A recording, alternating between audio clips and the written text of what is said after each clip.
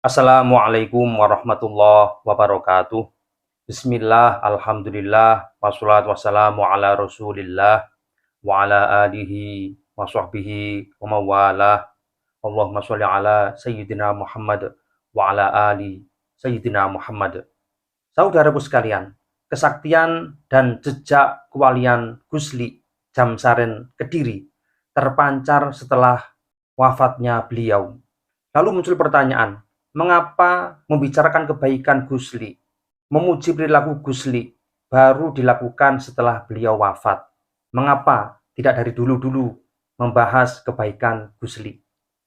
Nah, di sini mari kita bahas bersama-sama berkaitan dengan kebaikan Gusli. Mengapa harus kita bahas setelah beliau wafat?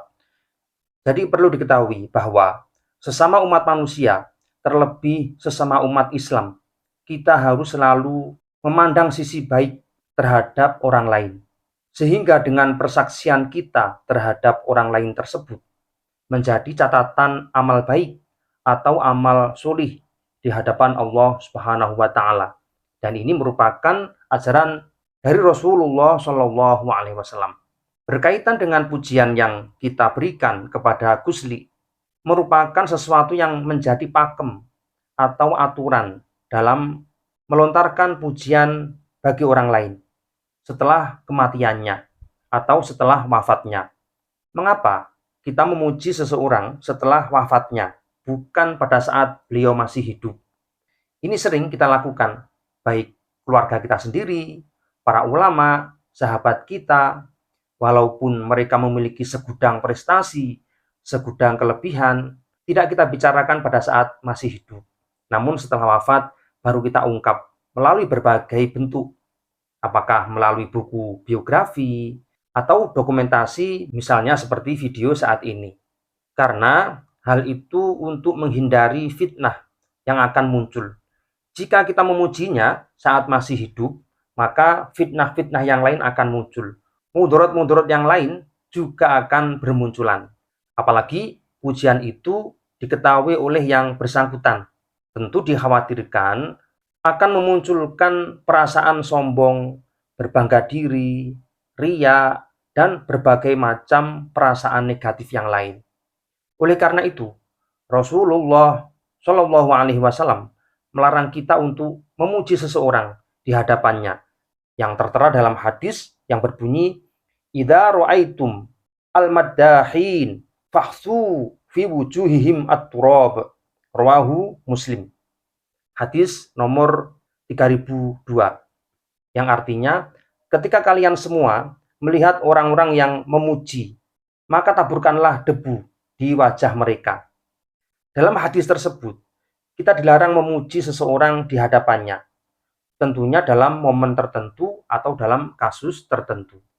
Akan tetapi, dalam momen khusus atau dalam kondisi tertentu, kita diperbolehkan untuk memuji seseorang, sebagaimana yang dijelaskan dalam hadis, "Man kana minkum madihan akhahu la mahalata falyaqul ahsibu fulanan wallahu hasibuh wala uzakki 'alallahi ahadan uhasibuhu kadza wa kadza in kana ya'lamu dzalika minhu." Rawahu Al-Bukhari wa Muslim. Artinya, barang siapa di antara kalian dituntut untuk memuji saudaranya, hendaklah mengucapkan, "Aku mengira si fulan itu demikian, dan Allah yang lebih tahu pasti kenyataan yang sesungguhnya. Dan aku tidak memberikan pujian ini secara pasti. Aku mengira begini dan begitu keadaannya." Jika dia mengetahui dengan yakin tentang diri saudaranya yang dipuji. Hadis ini menjelaskan bahwa ketika kita memuji seseorang, maka kita bisa menggunakan kata sebatas yang saya tahu dan sejenisnya. Sehingga apa? Menghindari kalimat-kalimat hiperbola atau berlebihan dalam melontarkan pujian-pujian untuk saudara kita. Dari paparan di atas, bisa kita lihat pendapat para ulama bahwa memuji seseorang yang tidak ada di depan kita, hukumnya boleh.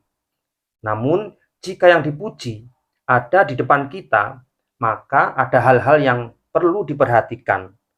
Menurut Imam Nawawi rahimahullah, yang harus dipertimbangkan adalah konteks yang ada di lapangan.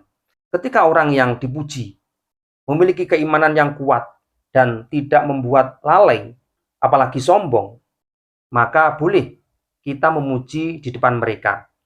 Dan jika sebaliknya, misalnya ketika kita puji membuat mereka semakin GR, semakin besar hati, kemudian sombong, kemudian riya, dan memiliki perilaku yang melampaui batas, maka ini tidak diperbolehkan. Nah, tentunya kita akan tahu siapa yang kita puji, baik secara sifat atau kebiasaan dari tindak lakunya, sehingga kita bisa memilah dan memilih kepada siapa kita memuji. Nah, menurut Imam Ghazali rahimahullah, dalam kitab Ihya Ulumuddin, pujian memiliki sisi buruk baik bagi yang memuji maupun yang dipuji. Nah, bagi yang memuji memiliki dampak negatif. Di antaranya yaitu yang pertama, ketika pujiannya berlebihan, bisa menyebabkan dusta atau bohong. Misalnya, kita ingin memuji seseorang, namun kehabisan kata-kata, maka bisa jadi kita ngarang atau membuat cerita untuk memuji seseorang tersebut. Maka ini berbahaya. Kemudian dampak negatif yang kedua yang dialami oleh seseorang yang memuji bisa memunculkan unsur riya atau pamer. Karena di balik pujian yang ia berikan memiliki keinginan mendapatkan imbal balik. Apapun bentuknya. Apakah bentuk pujian juga atau berbentuk materi. Ini bisa juga terjadi. Kemudian yang ketiga, dampak negatif bagi seseorang yang memuji, yaitu terkadang menyampaikan sesuatu yang tidak diketahuinya secara pasti. Artinya apa? Membuat-buat cerita atau ngarang cerita untuk memuji seseorang. Nah, ini juga berbahaya bagi kita. Tentunya ini juga merupakan khobar kadhib atau kabar yang bohong. Kemudian dampak yang keempat bagi seseorang yang memuji seseorang, yaitu hanya ingin menyenangkan hati orang yang dipuji. Walaupun padahal orang yang dipuji itu sebenarnya orang yang dolim. Nah, ini juga berbahaya, ancaman bagi seseorang yang memuji. Nah, adapun bagi orang yang dipuji, memiliki dua dampak negatif, yaitu yang pertama, dapat memunculkan kesombongan diri sendiri dan meremehkan orang lain. Jika dia sering mendapatkan pujian dari seseorang, ini dikhawatirkan dia akan muncul perasaan sombong dan tinggi hati. Sehingga apa? Dengan begitu, dia mudah meremehkan orang lain. Kemudian dampak yang kedua bagi orang yang dipuji, yaitu ketika dipuji dengan kebaikan, ia akan bangga dan lupa dengan kekurangan pada dirinya sendiri. Nah, ini sangat mungkin terjadi, teman-teman. Kenapa? Karena bisa lupa daratan. Kanan, kiri, siapapun memujinya, maka dia sama sekali tidak pernah melihat kelemahan atau sisi buruk pada dirinya. Padahal setiap orang pasti memiliki sisi kelemahan, pasti memiliki sisi buruk. Nah, ketika sering dipuji, kita akan lupa dengan keburukan kita, akan lupa dengan kelemahan kita. Nah, itulah sisi kelemahan orang yang memuji dan yang dipuji. Menurut Imam Ghazali yang dijelaskan dalam kitab Ihya Ulumuddin. Saudaraku sekalian, dari sinilah saya pribadi tidak memuji Gusli pada saat beliau masih hidup. Bahkan saya tidak pernah membahas perjalanan beliau dalam berkiprah, baik di keluarganya sendiri, di pesantrennya sendiri, maupun di masyarakat. Namun pada saat ini saya membahasnya. Karena banyak mudarat yang muncul jika dibahas pada saat beliau masih hidup. Oleh karena itu, saya membahasnya setelah beliau wafat. Saya berpijak pada hadis Rasulullah SAW yang berbunyi, "Udhkuru mahasina mautakum wa kufu an musawihim." Rawahu At-Tirmidzi. Yang artinya, ceritakanlah kebaikan-kebaikan orang yang sudah meninggal dunia di antara kalian, dan janganlah kalian bercerita tentang keburukannya. Nah, ini hadis yang menjelaskan tentang perintah untuk menceritakan kebaikan-kebaikan seseorang dan menutup kejelekan-kejelekan yang pernah dilakukan oleh seseorang yang sudah meninggal dunia. Siapapun dia, apakah dari keluarga kita sendiri, apakah teman kita sendiri, orang tua kita sendiri, guru kita sendiri, dan siapapun yang kita ketahui.